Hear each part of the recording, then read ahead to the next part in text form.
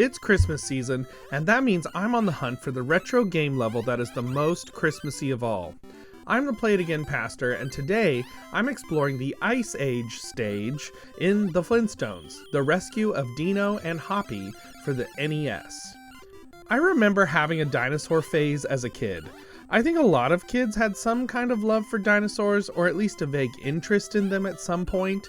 For me, I remember two TV shows as a kid that clearly featured dinosaurs. Denver the Last Dinosaur, and even now the theme song is buzzing through my brain, and The Flintstones. The Flintstones was a show I watched with half interest most of the time, one of those cartoons that was on that was fun enough to watch, but not something you'd sit down and binge episode after episode.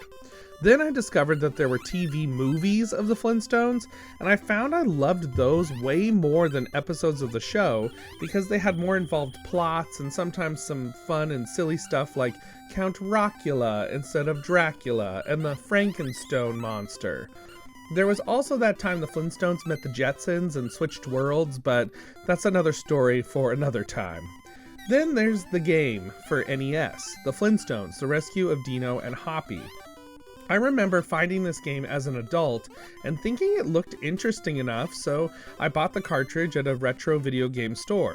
And I have to say, this has become one of my sleeper favorites for the NES. I find myself playing it over and over kind of often. But how will it fit into the search for a Christmassy level?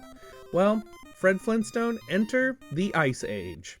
The Ice Age stage can be the third level you play, or it can come way later, as there are some options for the order of the levels in this game. It starts off in a snowy, icy town and is filled with snow from the rock houses to the icy spikes later on in an ice cave. This level has some snow points going for it for sure. The enemies, however, are not necessarily Christmas themed at all, and there are no penguins or whales in this level, so there's that. You have kind of a random selection of characters, from some baseball-playing bandits to a walking snowman that looks like a statue from Easter Island. Okay, so did those count as Christmassy snow creatures? Maybe? You also have a prehistoric snail that shoots ice at you along the ground, pushing you back if the ice hits you. So that could be Christmassy, right? The Christmas snail? Of course! There are also some roaming snow clouds that blow cold wind to push you back and off the edge if you're not careful. And then you have the woolly mammoth at the end of the level for the boss fight. This fight is actually really difficult, as it is very hard to time a jump over the top of the mammoth's head as it runs at you.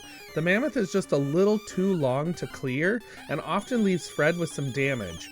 However, if you have a full power bar and hold down the B button to swing your club, you can usually take the woolly mammoth out quickly.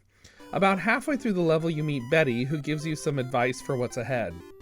There's also a secret area you can only get to if you've already beaten one of the 3 basketball mini-games and gained the jump or fly abilities. By pressing start, you can summon Gazoo, the alien time-traveling creature thing that often messes with Fred Flintstone. He'll then ask you what ability you want to use, and you have a short amount of time to use the ability and get to areas you couldn't reach before. There are plenty of upgrades scattered throughout the level in barrels, so maybe those are like Christmas presents, fallen from Santa's sleigh as he flew over... Oh, okay. I know, that's a huge stretch, so I'm just gonna let go of that rubber band and I won't break it. I'll just let it be exactly where it is. So, on the Christmas meter, this level is covered in snow and that's about it. Not necessarily screaming with Christmas cheer. In fact, I give it about 10% of a caroling group that is trying its best to sing Christmas carols but just can't make the notes because it is too cold outside. So, once again, I'm on the hunt for a Christmassy level. Perhaps it's time to leave behind the NES for other game systems because so far, the 3 NES games I've explored have not led me to that Christmas joy. Perhaps the Super Nintendo or Sega Genesis have a few other games worth getting up early on Christmas Day to play.